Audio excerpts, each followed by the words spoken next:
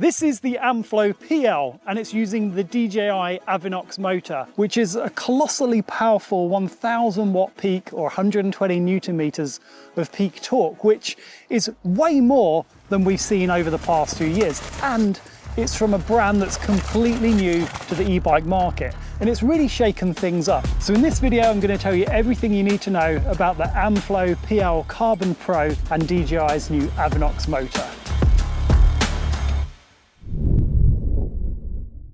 Never before have I seen so much hype and interest over a new e-bike. DJI is possibly one of the least likely brands that I and everyone else would think might make an e-bike motor system. But that's all changed now. DJI are a mega brand in cool consumer electronic devices and drones, but can they actually make an e-bike that competes with the established players? There's a lot of questions to be asked. Just how good is the motor system? And perhaps the most important thing of all, how does the bike actually perform? The bike, with its sub 20 kilo weight, is kind of like a super light chassis with lightweight components that's built around an insanely powerful drive unit. It's a cutting edge motor system that is so fast it makes other full power e-bikes seem slow in comparison. The build spec on the bike is more trail and all-mountain oriented. It's not a burly enduro bike. The bike has 150 travel rear and a 160 Fox 36 fork, and the build's got quite light-duty tyres and a lightweight bar stem and wheels, all which point it to being more suited to trail duties rather than smashing down gnarly tracks.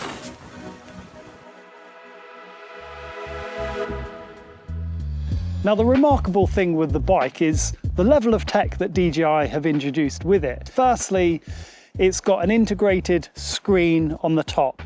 It's the screen from their DJI action camera, high resolution, colour and touchscreen, which you might not think actually is that useful, but in fact I've found myself using it with gloves on or gloves off and just running through how far I've gone, the battery level. There's lots of different customizations and options that you can do via the app, and having that, whilst not like completely necessary, just shows how far we've come in the past few years. We've gone from bikes that have had just a very basic LED with 5 battery LEDs just showing you roughly what your battery percentage is, to virtually a kind of integrated smart system on the bike. And just to come out with all of this tech, like a really powerful motor, 800 watt hour battery, integrated touchscreen and completely wireless controls on their first go, I think is really remarkable. It's got a little USB-C charging port on it, so you can charge things like the DJI action camera or other USB-C devices, and you might not find yourself doing it that often, but it's these kind of cool features that are useful to have. I also like these wireless controllers. There's a really tactile feeling mode controller just on the left hand side, and on the right hand side you can scroll through the different pages of the top screen, but you can actually remove these if you want to. I might take this one off on the right hand side because I don't find myself using that much, so I might just neaten it up a little bit. We've got an 800 watt hour battery in this one here. You can get the same bike with a 600 watt hour battery as well. Now, they're not user removable. You have to drop the motor to change the battery, which I've done just because I was curious as to how it was all constructed. So it's not something that's a quick and easy change, but the battery tech actually is a really high energy density pack. So they're using the highest energy density cells out there on the market that you can actually get at the moment, and the energy density for the weight is one of the highest available for any e-bike out there at the moment as well, which means the overall bike weight starts at 19.2 kilos. For a 1000 watt 120 Newton meter e-bike, 19.2 kilos is completely remarkable, which means you can have a lightweight e-bike but an insanely powerful lightweight e-bike if you want to.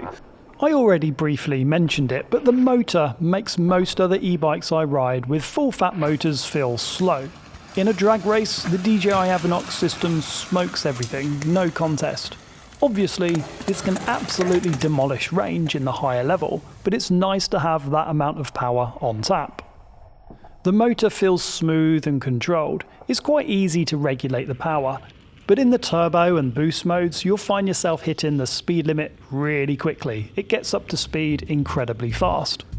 So I mentioned that it's got up to 1,000 watts of peak power and 120 Newton meters, and that's with the boost setting. Now, usually it has 105 Newton meters and 850 watts in turbo, and you can just run that all of the time. You can go out for a full ride in turbo, but you've got an override, like a boost setting, that gives you 30 seconds of 120 Newton meters and 1,000 watts. And to activate that, you just hold up on here, it'll put it into a boost mode. You'll see like a kind of little boost animation on the screen, and you'll have 30 seconds of that top power. Now, 30 seconds doesn't sound like a lot, but you can cover a lot of ground in 30 seconds with 1,000 watts of power. The bike flies, it hits the 15.5 mile an hour speed limit very quickly, but if you're going up steep stuff, that 1,000 watts is crazy fast. And I found my climbing technique on this bike is actually different to most others. I kind of use sheer speed and brute force to climb things rather than finesse and control, which I don't know if that's a good or bad thing. It's just different. You can just attack things so quickly, a bit like what you might be able to do on a moto, an MX bike with an engine, you know, and a throttle. Those, you kind of use the speed to clear things. And this, I'm just finding that I'm hitting stuff really quickly and using the bike's speed to clear obstacles. Now, sometimes when I'm starting off on really steep stuff, it's sometimes a little bit more difficult to control when I'm starting off on steep sections. Let's say I've got a really steep technical section I'm trying to complete and I don't quite do it, and I need to pause, recompose myself and start off again. I find it tricky to actually get started in a controlled manner.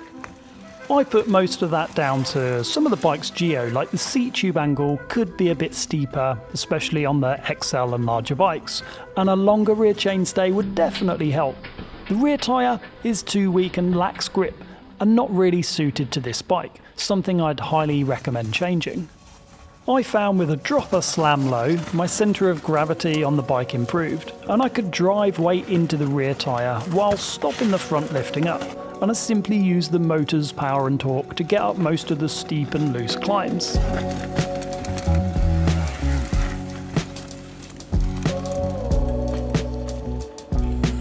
The motor power is addictive, and I find myself climbing up stuff that shouldn't even be possible.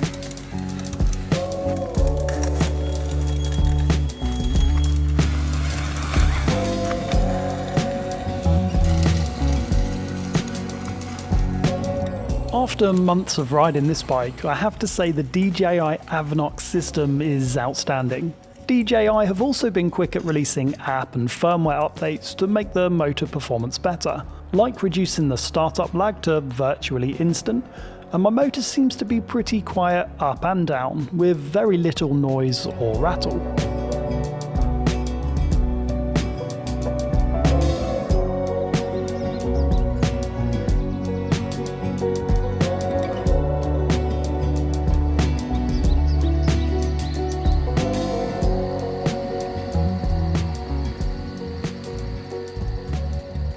So the motor is using a speed sensor on the rear brake, like many bikes do, but you'll notice it's got a load of pickup points on there. Essentially, it's a really high resolution speed sensor, so it can accurately work out the speed, and it gets more information, a higher resolution of information from the bike.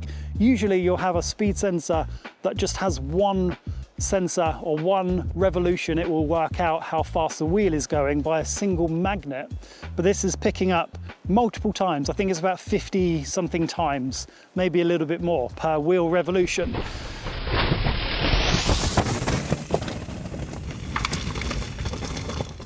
Now, let's take away the focus of the motor and look purely at the bike's performance. How does a bike ride on my local trails?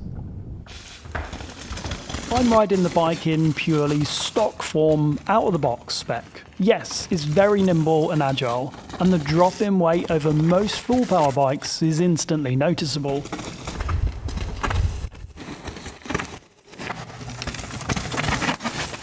The The front does feel a little bit nervous for me, and I put this mostly down to the stock bar and stem, which can feel quite flexy.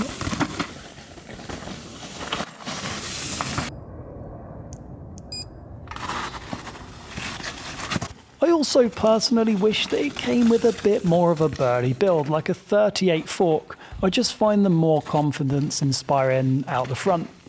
The rear suspension is pretty decent, it ramps up well, and I didn't find myself bottoming out. Part of me wishes that Amflow hadn't gone so light on everything though, as the bike has so much potential, but I feel it's being held back a touch by the spec. But I also have to take the bike what it's designed for. They designed it to be a lightweight trail bike, with an incredibly powerful motor system.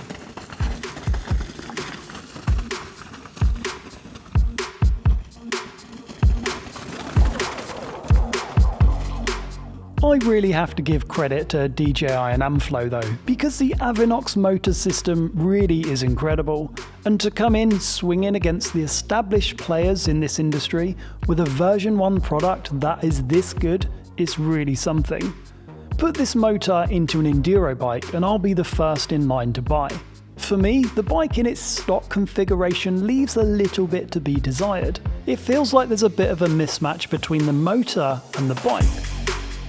The motor is so powerful, but the bike is a little bit weak at some of the gnarlier trails. So there's a bit of a character mismatch between the two, and I'd have taken a bit of extra weight on the bike that would rectify this. It's a paradox that the motor is so punchy and powerful, yet the frame and build of the bike is pretty light duty. But it's not lost on me that everybody is different, and not everybody rides the same trails as I do, and for many people this will be the perfect bike. For anyone that's looking for a lightweight trail e-bike with incredible motor power, this could be the perfect e-bike. And it's clear with this motor system that DJI really mean business, because this is a significant leap in motor technology, and I can't wait to see what the future holds for this brand.